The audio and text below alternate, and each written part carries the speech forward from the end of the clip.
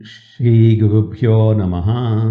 गुरुवायुपुराधीशं विष्णुं नारायणं हरिं वासुदेवं जगन्नाथं कृष्णं वन्दे जगद्गुरुम्।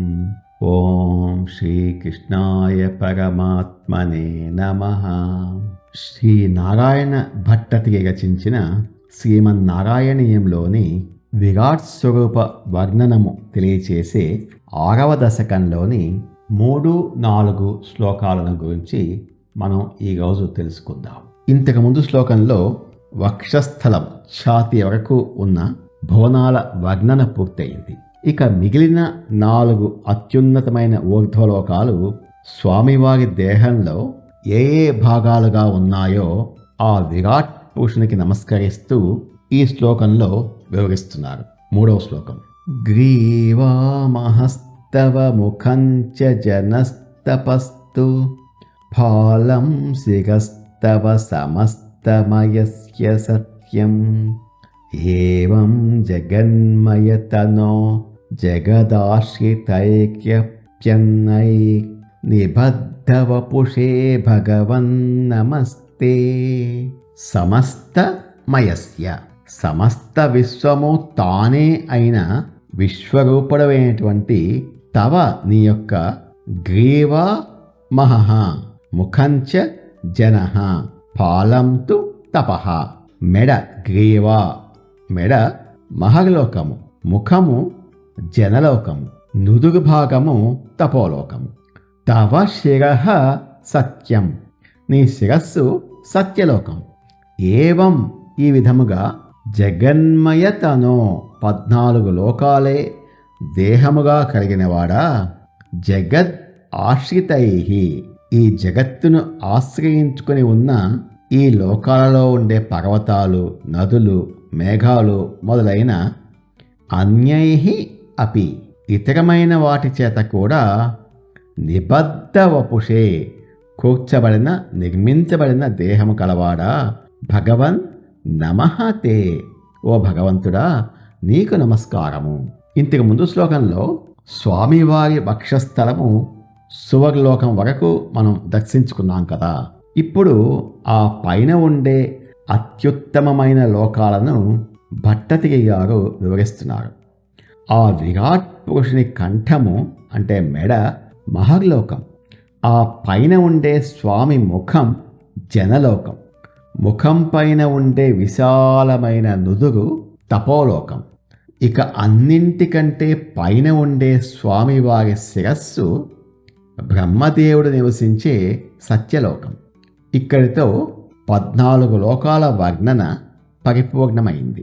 కింద పాతాళం మొదలుకొని పైన సత్యలోకం వరకు ఈ విశ్వం అంతా ఆ భగవంతుని దేహమే అని ఈ 3 శ్లోకాలు నిరూపిస్తున్నాయి. అయితే కేవలం లోకాలు మాత్రమేనా? కాదు.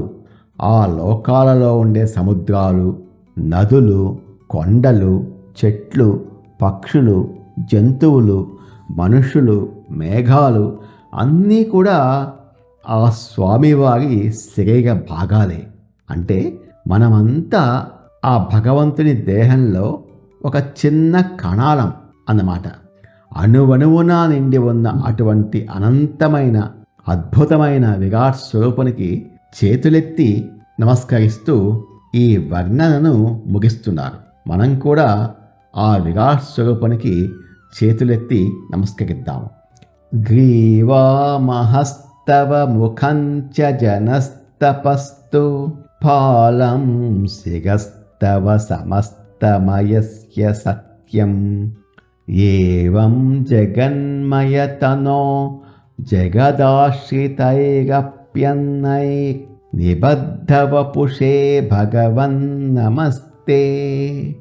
సమస్త విశ్వము నీవే అయిన ఓ విరాట్ స్వరూప, ఓ గురువాయూరప్ప, నీ మెడ మహర్లోకముగా, నీ ముఖము జనలోకముగా, నీ నుదురు తపోలోకముగా, నీ శిరస్సు సత్యలోకముగా ఉన్నాయి. ఈ విధంగా 14 భువనాలే నీ దేహంగా ఆ లోకాలలో ఉన్న పర్వతాలు, నదులు, సమస్త జంతుజాలము మొదలైనవన్నీ నీ అవయవాలుగా కలిగిన ఓ భగవంతుడా, నీకు నా అనంతకోటి నమస్కారాలు. 4వ శ్లోకం. ఈ శ్లోకంలో స్వామివారి ముఖారవిందాన్ని, అందులోని అవయవాలను ప్రకృతిలోని గొప్ప అంశాలతో అనుసంధానం చేస్తూ భట్టతిరి గారు ఈ శ్లోకంలో అద్భుతంగా వర్ణిస్తున్నారు. త్వద్బ్రహ్మరంధ్ర పదమేశ్వర విశ్వకంద ఛందాంసి కేశవ ఘనాస్తవ కేశపాశాః ఉల్లాసి చిల్లియుగలం ద్రుహిణస్య గేహం పక్ష్మాని రాత్రి దివసౌ సవితా చ నేత్రే. విశ్వకంద, ఈశ్వర, కేశవ, ఓ విశ్వానికి మూల కారణమైనవాడా, సృష్టికి ఆధారమైనవాడా, ఓ భగవంతుడా, గురువాయూరప్ప, ఓ కేశవ, త్వద్ బ్రహ్మరంధ్ర పదం, నీ తల పైభాగంలో ఉండే బ్రహ్మరంధ్ర స్థానమే ఛందాంసి, వేదములు, ఘనాః తవ కేశపాశాః, ఆకాశంలోని దట్టమైన మేఘాలే నీ యొక్క కుగుల సముదాయము, అంటే వెంట్రుకల సముదాయము. ఉల్లాసి చిల్లి యుగలం, ప్రకాశవంతమైన నీ రెండు కనుబొమ్మలే, అంటే కనుబొమ్మల మధ్య భాగమే ద్రుహిణస్య గేహం, బ్రహ్మదేవుని నివాస స్థానము. పక్ష్మాని, నీ కనురెప్పలే రాత్రి దివసౌ, రాత్రి మరియు పగలు, అంటే అహోరాత్రాలు. సవితాచ నేత్రే, సూర్యచంద్రులే నీ రెండు కళ్ళు. భగవంతునికి ప్రకృతికి ఉన్న అభేదమైన సంబంధాన్ని ఈ శ్లోకం ఎంత అందంగా వర్ణిస్తుందో. ఆ విరాట్ పురుషుని తల పైభాగంలో ఉండే బ్రహ్మరంధ్రం సాక్షాత్తు వేదాలకు నిలయం. ఆకాశంలో దట్టంగా అలముకున్న నల్లటి మేఘాలే ఆ స్వామివారి కేశాలు, వెంట్రుకలు. అందుకే ఆయనకు నీలమేఘశ్యాముడు అని పేరు వచ్చింది. ఆ స్వామివారి ప్రకాశవంతమైన రెండు కనుబొమ్మల మధ్య భాగమే సృష్టికర్త అయిన బ్రహ్మదేవుని నివాస స్థానం. ఇక కాలాన్ని భగవంతునితో ఎంత అద్భుతంగా ముడిపెట్టారో. ఆ స్వామి కనురెప్పలు మూస్తే రాత్రి, తెగిస్తే పగలు. అంటే మనం అనుభవిస్తున్న ఈ రాత్రి పగళ్ళు ఆయన కనురెప్పల కదలికలే.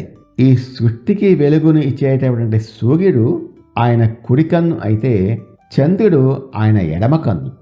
ఈ అనంతమైన ప్రకృతి అంతా ఆ భగవంతుని అవయవాలే అని, భగవంతుని కంటే భిన్నమైనది ఈ సృష్టిలో ఏదీ లేదు అని ఈ శ్లోకం మనకు ఎంతో మధురంగా చాటి చెబుతోంది.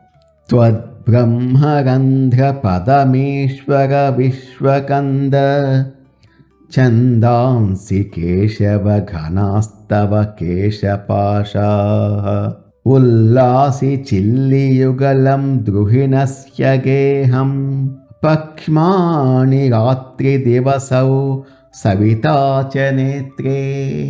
సమస్త విశ్వానికి మూల కారణమైన ఓ ఈశ్వరా, కేశవ, నీ తల పైభాగంలో ఉండే బ్రహ్మరంధ్రమే పవిత్రమైన వేదాలకు నిలయము.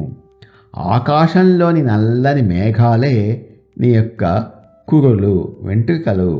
ఆకాశంలోని ప్రకాశించే నీ రెండు కనుబొమ్మల స్థానమే బ్రహ్మదేవుని నివాసము.